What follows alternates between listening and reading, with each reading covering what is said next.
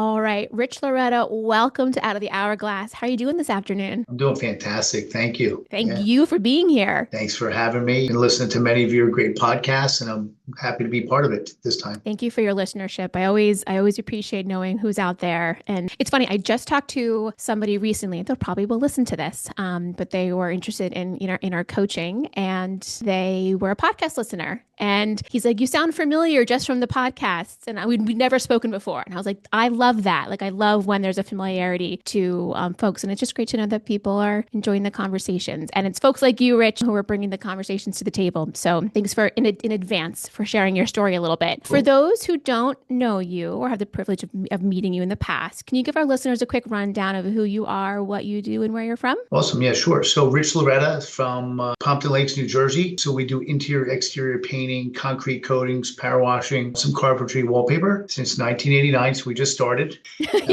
We're residential commercial, looking to grow our business, and it's been profitable, but we're looking to grow. That's probably why we're on the podcast today. It's exactly why we're on a podcast. Yeah, I was talking to Brian recently, and he brought your name up. I know you're working with him on a kind of regular cadence right now from a coaching perspective. And he's like, Rich is doing some cool things. He's kind of changing the way he leads. It would make for a great conversation. And I know you just got back from your mastermind retreat, and this topic was one that you kind of put in front of your fellow business owners. So, which is great. We're going to dive into that a little bit. Before we get to kind of the meat of the topic, when you think about where the business is now to where it was 5 years ago, how has it evolved in that time frame? I mean, even like thinking back to 1989, this clearly has been an evolution since you've been kind of running this operation. So I think the biggest thing in the last 5 years, I still been focused heavy on growth, but I got to a point, and obviously with growth, running profitable is very important to me, not just a top number, being profitable. And we have been, and got to a point now where we maxed out as far as what we can do capacity with leadership, with me, my involvement in all the roles. Just always have been heavy in sales, heavy in supervising and running all the operations and the sales. It's just in culture has been a big part. So really been focused on my team. Really wanted to build a positive place to grow, come to work, and really positive energy, growth. Celebrate wins. We always like to celebrate wins, and a growth mindset, and then happy and kind. So like the last couple of years been a really awesome culture, focusing on my team and my leadership. So that's where we've been at. And we got to a point where I said, all right, now new decisions, new leadership needs to come in. Because we're kind of maxed out to where we're at now. That's a big shift. Because I mean, you could easily stay at the point you are now, right? And run the operation at the revenue level that you are, with the team that you have, with the profitability that you have. And things could be good. And there's a lot of business owners who would be very pleased at that level. And there's nothing wrong with doing that. What drives you to want to like challenge yourself to the next ceiling? That's a great question, because many people, including my wife, says, "What are you doing? Yeah. What are you Things doing?" are good right now. Why complicate it? Yeah, so if it's going well, very profitable last few years. So why? I feel as if I want to challenge myself. I got to get out of the hourglass myself, and I want to take the business to the next level. It's been good, been great actually, but I've seen companies scale, and I said I want to see myself there. I could see it happening. I could feel it, and I need to give it that my all to do that, because I came this far, and I'm like, where am I going to go from here? So I can only go up, and I really just need to turn it all the way up, because there's no more here. It needs to go. So that's kind of my brain set and my mindset on this. Watching some people scale, you got to go all in, really. And that's the type of guy I am. I wrestle with it a couple times back and forth, and I don't even look back anymore. So a lot of people are very curious to see what happens with me in Spectrum and my leadership style of being all over everything. And so people are very curious, and I'll be happy to share my story. Yeah, I think it's great. I think what's cool now is we'll talk about the decision and the things that you've done since you've made it, but it could be cool to revisit this in like a year or so after these positions, these new hires that you've made have been around the block for a bit. You've worked on your leadership. I think it's always cool to kind of continue the discussions, but we'll get there at a year when we get there. When did you commit to making these hires? And I say that because it's coming down to people. You recognize that in order to scale, to get to the next level, you needed new leaders in here. And you were just referencing before we jumped on the podcast, how this kind of connects nicely to the business is messy discussion that Colin and Brian just did, because there's this kind of canyon in front of you. And to get across the canyon, you need really good people. And you're looking for really good people. When did you commit to those hires? Combination of some business conference I went to, and also Brian being my coach is like, you need like director of ops. Like there's no, like, this is what you need, right? Like you just can't do it. I never had a number two person. Everything's been me the whole time. So I need a serious, I can't go low. I need to go like really big level, high level with this growth mindset. There needs to be someone that could take me there. And, so like any other business owner, you get nervous of what you're going to spend, this position, how are they going to do it? Will they do it as good as you? What's your management? But I haven't looked back. I already committed to it. And once I did, it actually felt good because I could feel it like it's happening before the person even came here. Okay. So it feels good just thinking about it. When it feels good, you have to listen to your intuitions. Yep. Did you budget for it for this year, or like a decision that you made in like a year ago or towards the end of 2025? So you were like had the time to make the appropriate budgeting in place? Not exactly. However, the last couple of years, coaches said, you got money, hire these positions. You got money, you're profitable, hire it. They were very good at spending my money. Saying, you're making a lot of money, hire the key positions. And I'm like, come on. I'm like, it's nice to be making the money. It's nice to hold it too. Yes and no. So yes, we budgeted for it, not quite as much as we're spending on the positions. Okay. But I'm also not concerned because I feel that we're going to exceed our budgeted our goals. I think we're going to exceed. Not I think we're going to exceed our goals. So I'm okay with spending more as long as we got the people on our team to exceed. I like that. Removing that. I think we're going to meet our goals too. No. We are. There's no other option, Rich. No, that's it. Yeah. So knowing with the right people on the team, I'm way more confident. So I'll spend more, but we're going to produce more. So that's my mindset. Yeah. So you hired the director of ops, and then I know there's two other pretty significant roles you hired. Yeah. So the field supervisor, we've always needed a field supervisor. Haven't been successful getting these people. Maybe, just so this particular guy, Joe, he has 10 years in residential painting, so it's been great. Super happy with him. And a HR manager. So there was HR generalist I had before. I said, no, didn't work out. I said, I'm not looking to train an HR person. Went for HR manager. So director of ops and HR manager, the same day they started. Wow. And the week before was the field supervisor. So all key positions. And I said, and I barely have any time to train with me being in the day-to-day. So I actually kind of had my coach Brian come out and help me onboard that day and set a plan what this looks like. And I said, you know what? It'll work together as a team because they're all going to collaborate together, and they do. So it's really, I think it's the best way to do it. And kind of, you guys, this is what the vision is of the role, the vision of the company. Here's what we have, and let's do this together. And we're going to just we'll do daily check-in, weekly meetings, and kind of like, all right, let's do this all together. Not too many people would do that, but we'll see. We'll show you how it works. It's like a full wave of new energy that Spectrum has just received. Yeah, it's a new kind of old company. So the company's been here for 38 years, but we call it the new Spectrum. The new Spectrum. With that being said, is even we have a number of employees been here over 10 years. So it's also changing their mindset, getting used to like everything's working now. I'm doing we have a couple of people in the roles that they're doing now that say, okay, you got us here. That's great. But you have to change that whole mindset. It's the new Spectrum because we have to think 10 times more than what we're thinking now. Yeah. With marketing, with leads, with everything that we're doing. So I kind of got to reprogram everybody with that. It's like, and sometimes myself, just, okay, that was great. That was good. But that's not what we need now. It's not what we need today. It's what we need in the year. We have to think that far out, so it's a mindset. It's a strong mindset. Constantly reminding everybody of the vision, share the vision over and over. Yeah. Keep communicating that. And I think what you just said is a feeling that so many business owners relate to, is that we're just needing to think differently about how we're going to do things, like the way of doing things. I mean, even us here at Nolan Consulting Group, the way we did things for the last 20 years of coaching and bringing on clients is different than how we're going to be able to do that for the next 20 years. And you can't kind of get stuck in your ways, especially if you want to scale. It's time to mix things up. I think everybody struggles with change. Just in general, everybody. I don't care who you are. So there's a lot of change happening, and get comfortable with it.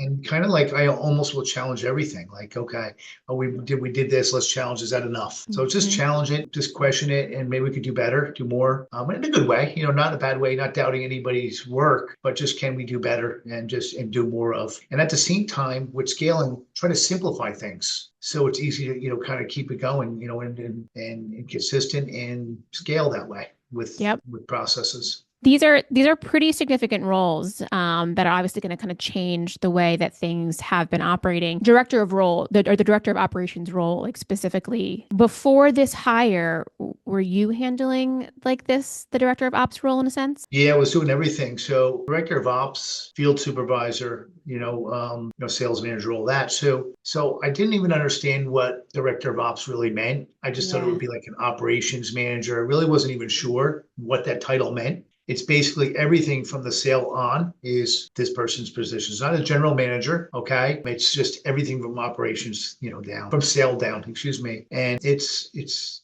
my team needs to understand that it's not going to be me, and I don't know how long. So I'm still like working side by side. How we're collaborating with the supervisor and the director of ops. So we're including all of us in the communication. So it's like, for the next, especially in 90 days, like how's this communicating? How are we making decisions together? So I got to stop making decisions without me talking through it and including them. This is what we're doing and why, or what do you think? And just changing this whole mindset, which is really, it's changing my leadership style, and it's slow it down. Because I'm used to just going fast and making decisions and just adjusting. And I'm at the training mode, and this is how we do this, right? And why. So right now will I be training the supervisor, or the director of ops will train him? So it's kind of like he goes, no. And they're both new. Like the director of ops is new to train the field supervisor. That's an interesting place to be. So it's like, I'm trying to I'm okay with the supervisor being, so it's a combination of both. Yeah, it makes sense. We're figuring it out together in a very nice way, because we're all getting along well. We're respecting each other, and they know the vision of the role, which is really important. Just understand the vision of your role. What are the expectations? You know what I mean? So that's important. Did you have position visions for each of these roles when you were planning the hire? Yes, kind of made it pretty clear what it looks like. My only challenge is how long. Okay, I have a reputation of wanting things fast, and now, Richie, no wait.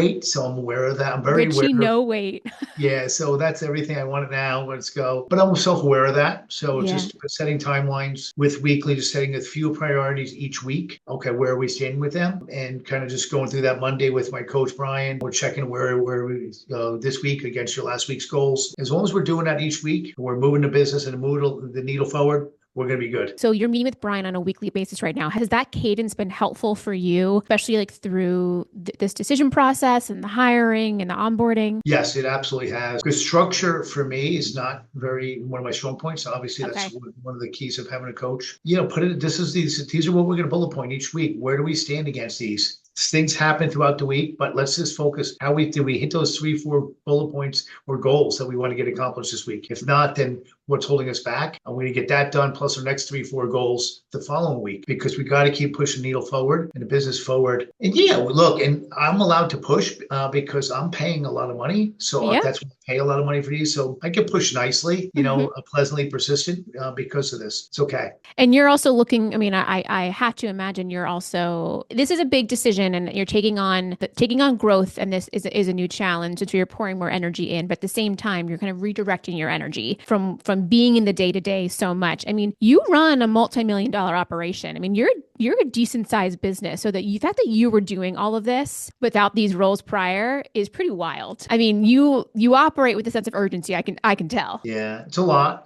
I really enjoy it. Okay, I'm not lying. I really love to work. I love all the aspects of it, but at the same time, when I start becoming inefficient, I don't love that. So I started feeling that a lot of it. And not, again, there's at this, where without me, there's 40 families that, that if I get hurt or sick, it's just not a good thought. When you think of that, then I want to start taking more time off, believe it or not, as much as I love my business, but I just want to make sure that the business keeps never feeling they're going to miss me, which is really important. Okay. With the growth and with the future, where I'm going personally, and where the business may be at some point. So I need to be out of the day to day as quick as possible, with those things. So with trying to get it right, number two in, it's been key. The number two man or number two woman, it's hard to find, but when you do, I mean, we've seen it work in other organizations. When you find, and hopefully that's happening for you right now, when you find that person, it can be a game changer. Were there specific, let's maybe talk about the director of operations role.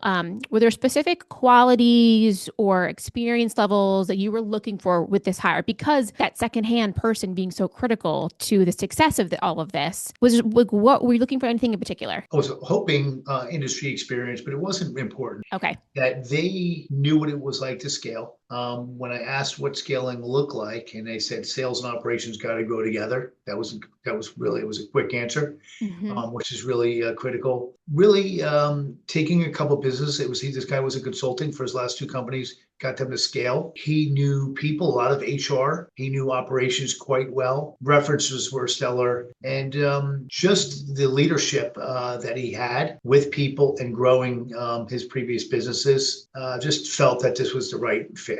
Painting industry, yeah, sure, it's great. But if you know business and you know people, you can, our business is like any other business, right? So it's not necessarily doesn't need to know how to paint. Yeah. He needs to know the numbers and systems and processes and get people to build the teams. And that's his main thing. The supervisor can worry about those little details. It's just the leadership qualities of this individual. They really need to be, next level. So just myself, I used an HR, director, outside person help me interview, as well as Brian did help there as well. So with the final interview. Did you use a recruiter to find this person or did they naturally apply? No, we used just a normal hiring through LinkedIn, Indeed, those processes. Awesome. We did spend 2 days driving along together to make sure before we, I think that's important. Yeah. I highly recommend that before you put an employment agreement together, that you spend a couple of days together. Make sure that you're connecting as just relationship wise, you're really connecting. We had a certain amount of respect for each other. We got along, values were aligned, and that was it. So it's going well so far. You took the words out of my mouth that you had to kind of figure out if your values aligned, and you can figure that out when you spend a couple of days in a car with somebody one-on-one, whether or not there's a match or a mismatch there. Yeah, you know what? Everything can be awesome on paper, but the connection is really, you don't know until you really spend time together. That's just, it's chemistry. It's just, it's you're dating. You know what? Yeah. Wow, this is not really comfortable. It looks great on paper, but if it's not comfortable and you're not feeling really open up and, with that person, so that's important. It is. Well, I'm glad that you found, I feel like so far you found the right person. Now these new hires is, the challenge to you now is now leading the leader. This has been something that you've been doing for so long in terms of you've been in the day-to-day running the operations, and now you are leading the people who are going to do that. What does this shift require from you? What is this shift in thinking and this Okay, so it's a lot. What's okay? What am I letting get by? What's the timing look like? What's my conversations look like? I don't want to look like overlooking, what's the timing when I need to let go? Yeah. I think just sharing every day what's on my mind and having conversations is very helpful for them. So they know what I'm thinking. It's kind of like feedback every day. Kind of, they don't know until I give them that. Everybody feels more relieved when I do a check-in, because it's like still trying to get to know me. Yep. And they're big shoes to fill in all three positions. It's not like how, it's who. When you're making a decision, who will do this, not how. And just kind of this asking how the decision process, how are they making decisions? How can they make this on their own, and how I make decisions? I just think it's just me being self-aware that I need to slow it down. And again, my biggest challenge is having the time. So I'm always in a hurry because I'm still in sales. I'm still running, kind of director of marketing. I'm on that side of the business and still training with the HR part of it. Still, so I'm making sure the HR part is handled well. And we still sales is a big part of it. So I want to keep the sales moving so we can keep the machine running. Yeah. So. It's a balance of it all, right? It's trying to give them the space to be able to grow and learn the position and bring ideas to the table, while you also learn, you also knowing that you have to give them guidance, but trust them at the same time. It's tough. Yeah, and I don't want to be paranoid. I want to be able to be myself, okay? Yeah. I don't want to be paranoid, all right, so let's just be open. We got to be open what I'm thinking, what I'm feeling, and them to be the same way with me. So I think it's really important at this level, just way more than, we're communicating more than I've done with anybody in the field, obviously. So this is really, really key. and they're going to take over a couple other people that've been here 10 years. They're they're handling them in a good way. So it's kind of new for everybody else. It's interesting. So it's really cool. It's a totally new org structure then that's happening. Yes. Yeah. Before these hires were brought in, did you have a meeting with the existing team about the org structure change? And what did that look like? So I've been talking about it for probably 2 years. Okay. I think they're like, yeah, this ain't happening. Yeah, this ain't happening. Yeah. He controls everybody. He ain't letting go. No way. I go, listen, it's happening. Got a couple people close. A couple people lasted a short time. Yeah, I don't think they believe me, to be honest with you. They haven't. So now I'm really like excited about it. You know what I mean? I feel like a breath of fresh air to know that, okay, that at some, there's light at the end of the tunnel where I can get something, load off my back on the, one side of the company, you know what I mean? So I think everybody sees it, and I think they feel like it's like a good thing. The company's growing, we have structure, and it's all for the better, you know what I mean? So nobody's losing their job. There's no drastic changes that are happening overnight, just a lot of little changes. Okay. Yeah. So, and there's an opportunity for everybody as the company makes more money. So everybody has a better opportunity. Absolutely. I think in the beginning they were worried about their job. A couple of people, just to be honest with you. Fair. How will this impact me? All these new positions are coming in. They're going to be my new managers. Am I sticking around, or am I going to be let go? That's stressful. Yeah, for sure. That's really stressful. And will I get along with them? And will they get along? Will they get along with them? So who is this person? How will they treat me? How aggressive, et cetera? You know what I mean? What does this look like? Yeah. Especially for folks who have been there for so long. You have folks who've been with you for 10 plus years. You also want them to be like open arms and welcoming of these new team members, and receptive to the change. But you're also battling that little bit of that concern. But it sounds like things are shaken out in a nice way so far. I'm happy we got over that. They're all friends now. We're all good. We got to the first week or so was a little bit of, like that. But everybody's really collaborating quite well, and I'm excited about that because it's really cool. Have you seen? Obviously, these hires are fairly recent, but have you already seen anything that you've been able to let go of? Like you've seen an immediate kind of change where you're like, all right, and you'll see more of that as they progress with their training. A couple of them like T-sheets, right? This is little stuff that I would be as a supervisor, right? I'm the CEO, I'm the owner, I'm managing T-sheets. I'm the supervisor. So that's been kind of off my plate. I'm like, company cam, right? So these sort of things, I'm watching company cam. I'm one of the guys are collecting folders, Joe, the supervisor, collecting the folders with the payments and double checking them. That's not off my plate all the way, but it's there. Okay. The monthly van audits and truck audits, toolbox audits, things that, it's starting to lighten my load a little bit. Not 100%, but I'm feeling it right there. You know what I mean? Good. So I mean, those little. We're right there. We're right there. So I'm feeling like mine is 90 days. We're 4 weeks. This is week 4. Okay. And week 5 for the supervisor. So 2 more months. I'm feeling like it's going to be like a drastic difference. Yeah. I mean, you're recording with me on a Monday afternoon. That alone speaks volumes to me because Mondays are typically not days that business owners want to record in general. So hopefully this is some newfound time that you're not having to check T-sheets or company cam, that you're able to podcast with me. So that's the goal though, right? Is you being able to find newfound time for you to be able to spend your time the way that you want to, whether it's if you still love sales, if it's to continue to sell, or being out of the office a little bit more while the business is still growing. What do you want to do as this continues to develop? How do you want to spend your time? So I enjoy networking with even these opportunities like this, talking business and talking to going to luncheons, breakfasts with other contractors and just kind of networking. I also really love like kind of coaching my sales team and kind of crew leaders a little bit, kind of really just kind of spending some time with them, but not where this, kind of that, just kind of working together, but not necessarily in the estimate itself. That, the wins of the sales is exciting, but not as much anymore. I'd rather coach for sales,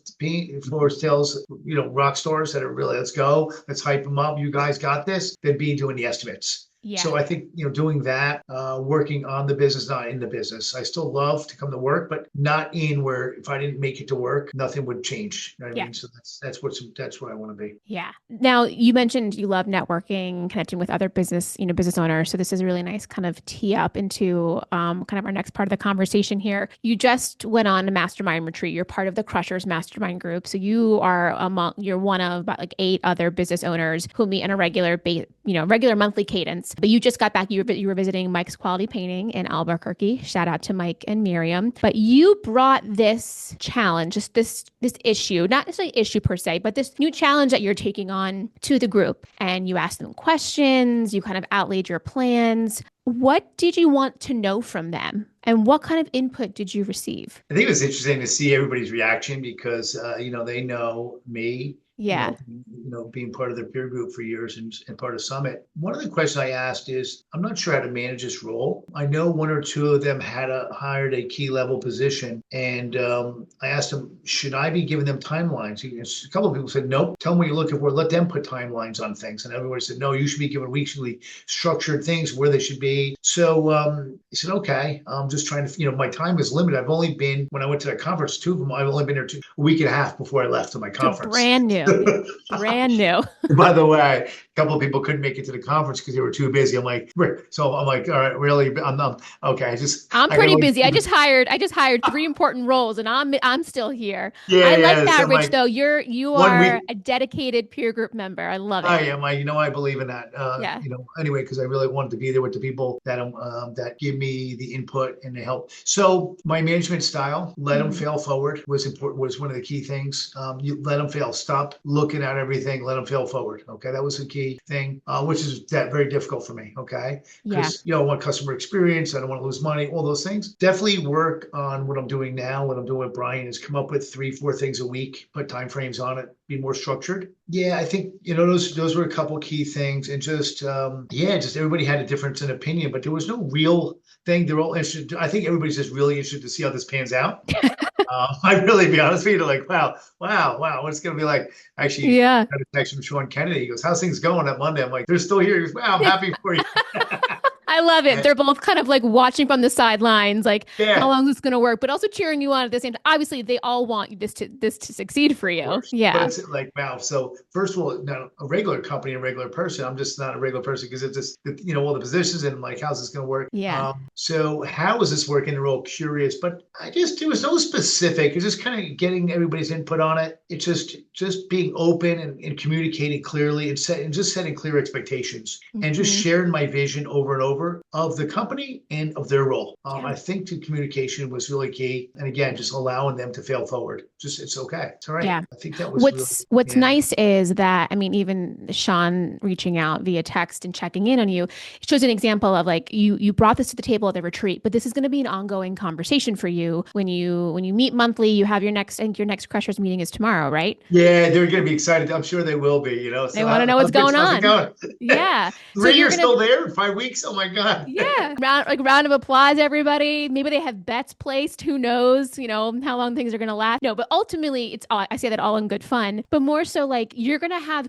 there's going to be new things that are going to pop up, right? As you continue to not even develop these people, but get these people trained, let go a little bit more. And you're going to be able to kind of bring these new problems or challenges to your group and say, this is happening now, guys. What do you think? And again, you might get varying opinions, but that being able to bounce those ideas off is super helpful. I love the peer group. I love my group, the people that are in my peer group. I think what's different now is I found the right people because I went through people because I didn't really have the right people. Yeah. So I didn't have a lot of Field Supervisor. I went through a number. HR only had 2, but they were lower positions. So this is my 3rd kind of HR person, but it's a manager. So it's a high level and she's great with experience. I don't really have the time to train. I'm training I have to say what I want, talk about what I'm looking for. But director of ops, I'm not looking to train what I'm looking for. This guy knows what I'm looking for. It's just sharing our, where we're at. And I hired a really experienced supervisor. So with this, I feel very confident in the people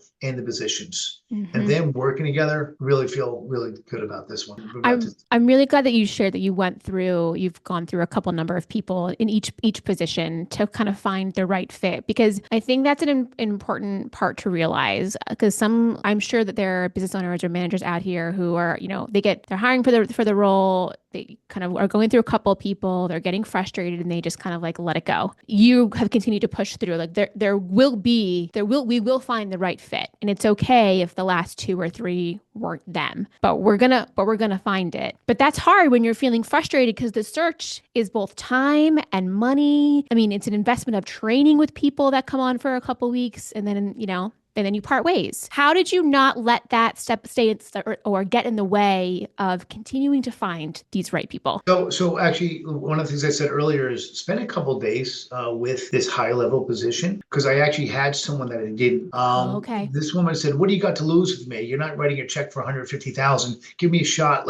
She pushed herself on me. I did. Lasted 4 days, but she came in here really hot and scared everybody. It was a very hard 4 days. Yeah. It was really so. If I had spent a day or 2 days with this person, she wouldn't have been hired. Okay. So the process needs to follow a process. Yep. And don't let anybody kind of push you into it. And have been put in there before. Again, you don't know till you know, and you don't know what you don't know, but you got to spend a couple of days really in this key position. Spend a couple of days driving along, paid whatever you need to pay them for that time, pay them for the week. But if you're even thinking about it and that nervous, spend a week, and then say, here's a check. If it didn't work, so be it. But I think that's important for this level. It speaks to that statement of hire slow. I mean, hire slow, but with intention, right?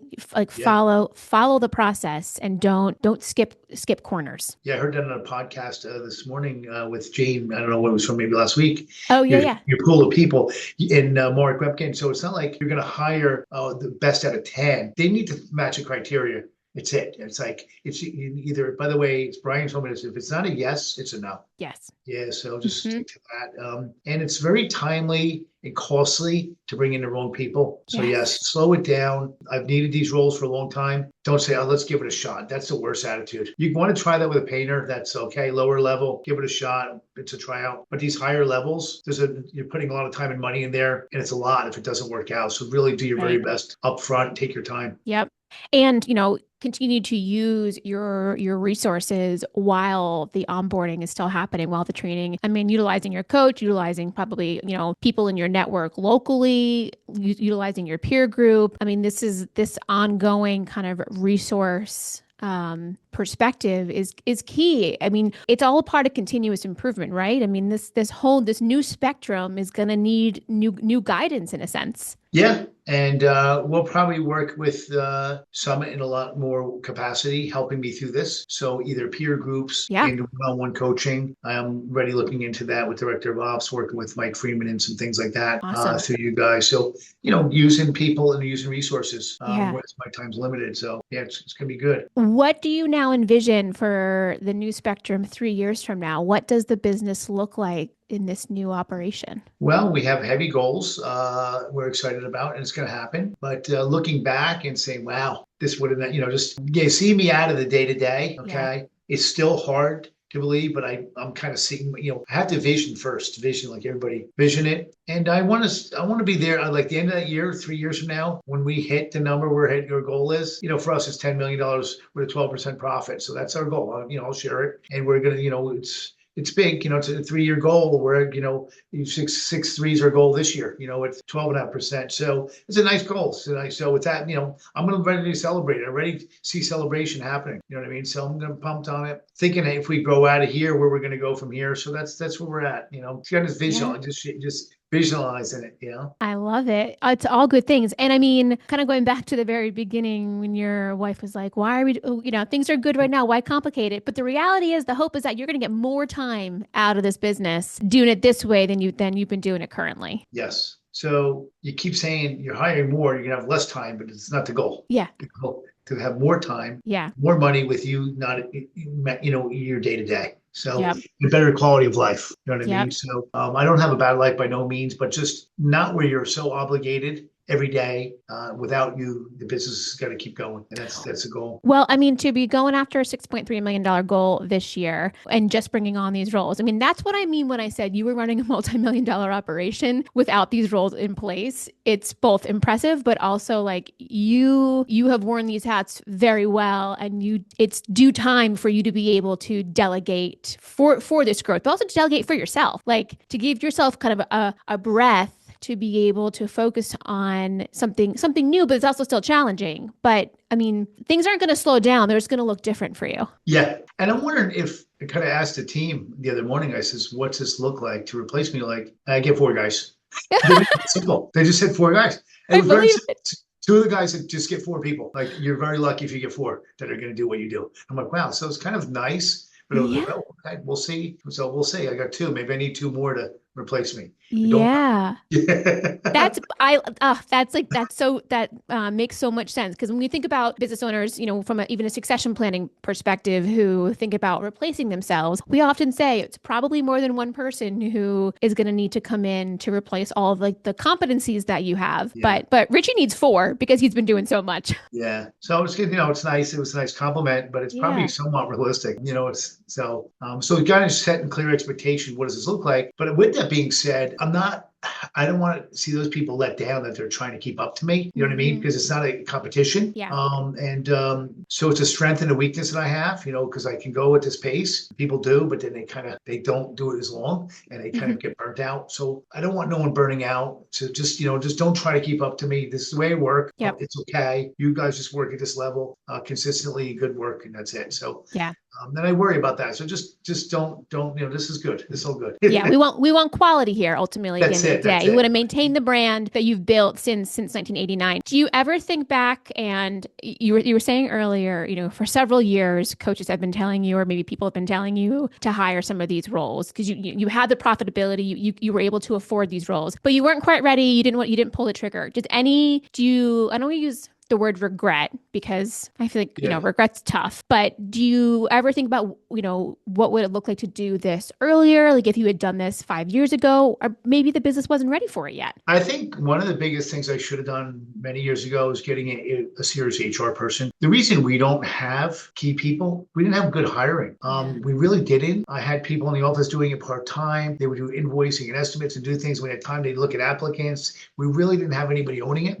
We were shorter feet on the street for a long time. I think that honestly, when people, back in the day, there was a summit conference. I'm like, if you spent $50,000 on an HR person, maybe 7 years ago, and you got 2 feet on the street, or 3 feet on the street that were short. Look at the numbers. Like you got to have someone that just owns recruiting.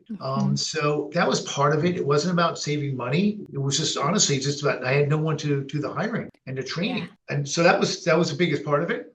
So when we did run an ad, I'm like, all right, we got 1 or 2. We didn't have a lot of applicants, so let's give it a shot. And that's why Brian goes, for now on going forward, if it's not a yes, it's a no. You know what I mean? So just because that's the reason. But honestly, I wish I had a good field supervisor years ago. It would have helped a lot of things. You know what I mean? So so get the right people to help you hire is really important. So I don't know if it needs to be an HR manager, a good HR person that can help you recruit, onboard, and kind of keep that culture, a good HR person. At what revenue point do you think it would have made sense for you to have a dedicated HR kind of hiring manager? At 4 million, at 4 million would have been easily, because that could help you. That person is going to help you scale with the right key and the right people. Yeah. Because people, then you can do the rest. You know what I mean? So I think if you get key people, and you're going to get good salespeople.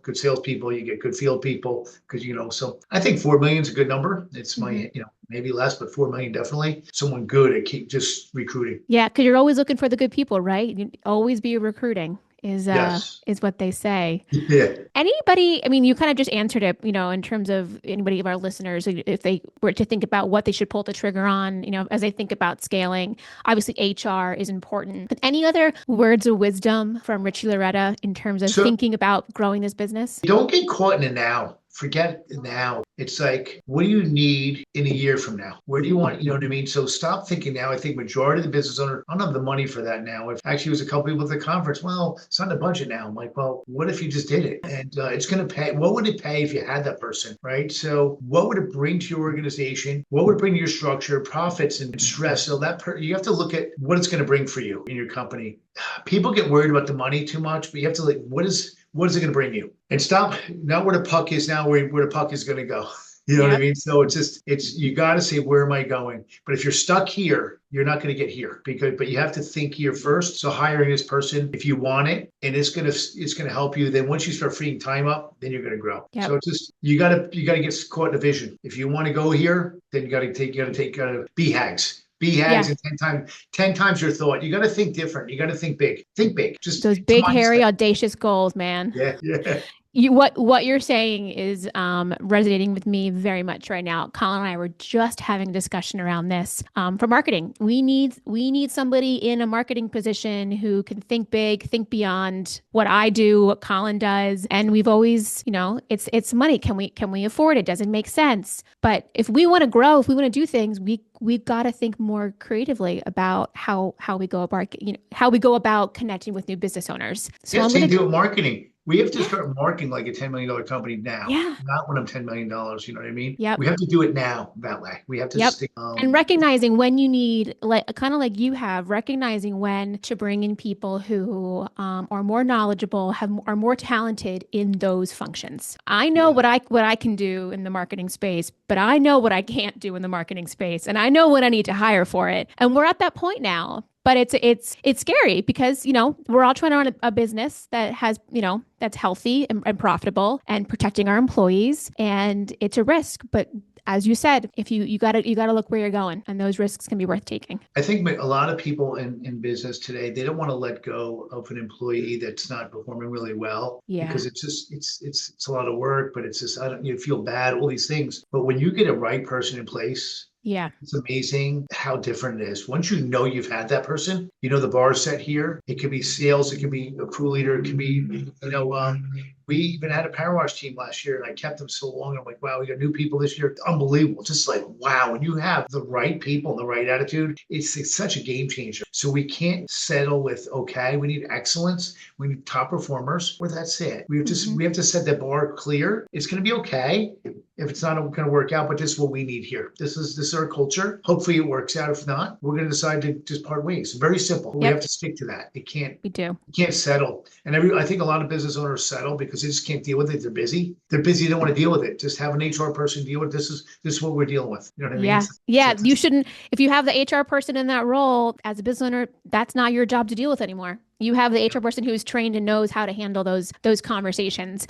No one ever said small business was easy. So we're in the mess. We're in the challenges every day. Yeah, no, I think talking about your vision often, what do you want for yourself and what does that look like? Paint the picture. I think it's, you want to be a $10 million company, you want to be a $5 million company, that's okay. You want to be 3 million, that's okay. But what does that look like and what do you really need and what do you want for yourself? But it took years. I think it was scaling. What was the last book I just read on scaling? It was The science of scaling. yeah, yes, it was awesome. And just seeing it, just watching people grow. And I'm like, that's me. It's my next journey. So I that's love it. I just made it and I've just made a decision and haven't decided to go back. I don't need to be 100 million. I'm going 10 million for now. Profitable and see where I'm at. Be 40 years in business at that point. Then I'll have options. A lot to be proud of, Rich. A lot to be proud of. And I will absolutely be hoping to revisit a conversation with you again, maybe a year from now, and seeing how things have shaken out. And you hit your $6.3 million goal, in 2026. And what does 2027 look like? Where are we on this $10 million path? But it'll be fun to see where you're at. Be happy to share. Good deal. And hopefully nothing but success stories. Yes, we're manifesting that. We're visioning that success. It's gonna be awesome. We're going to hit our goals. It's going to be great. Rich, thank you so much. This was such a pleasure. I appreciate you coming on and kind of bringing us into your world and all the things that you have going on. It's exciting stuff. Awesome. Thank you, Molly. And it was a great conversation today. Thank you. Awesome. Well, until next time. Thank you.